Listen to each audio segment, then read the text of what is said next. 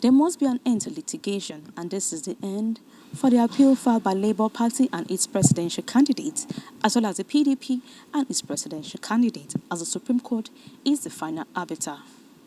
Of course, our justice system says he who alleges must prove. The Supreme Court held that the Labour Party and the PDP failed to prove all the allegations they have made against the president's victory in the last presidential election. Firstly, the court ruled on PDP's interlocutory application to bring in new evidence to prove its case against the president. The evidence was President Tinubu's Chicago State University certificate, which they had obtained from the US. The court held that it cannot be assumed that jurisdiction can be conferred on the court by parties. The court cannot invoke Section 22 of its Act after the 180 days for the trial court to deliver judgment has lapsed. A petitioner cannot amend its petition after the 21 days allocated for filing petition has lapsed in line with Section 134 subsection 7 of the Electoral Act. The court subsequently declined jurisdiction and dismissed the application.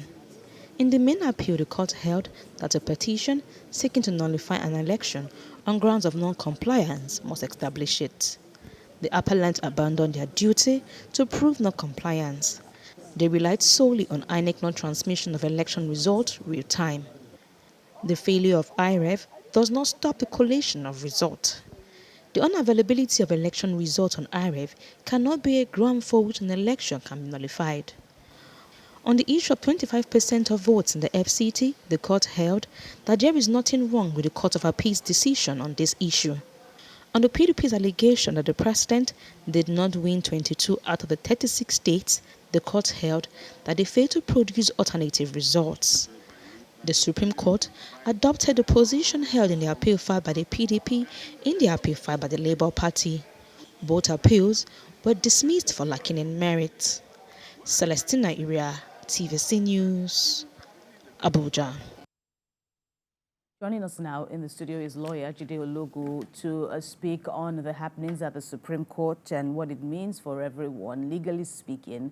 That is, we also have joining us from our studio in Abuja, Segun Shoumi, and he's a stalwart of the People's Democratic Party, as well as Kasim Afegwa, a chieftain of the All Progressives Congress. Mr. Shoumi, Mr. Afegwa, we thank you very much for joining us on the program this morning. We also thank Jide Ologun, who is with us here in the studio. Thank you, too. Thanks again, gentlemen. We'll begin with Mr. Ologun, our lawyer, or the lawyer here with us in the studio. So regarding the Apex judgment, it was... Some would say it was, a 3-0 victory or a 2-0 victory, basically, on two fronts. Now at the initial court and now at the Apex court. And so it was a double victory, so to speak, for Bola Tinubu of the All Progressives Party, whose, presidential victory has now been affirmed on both counts. But for you, what stands out? What stands out is that our jurisprudence, particularly electoral jurisprudence, is richer now.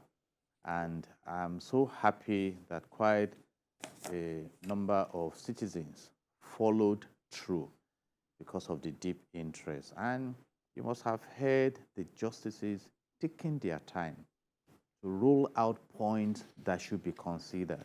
Because when you talk about the law is about facts, it's about issues, it's about law, it's about your evidence and how you marshal your case.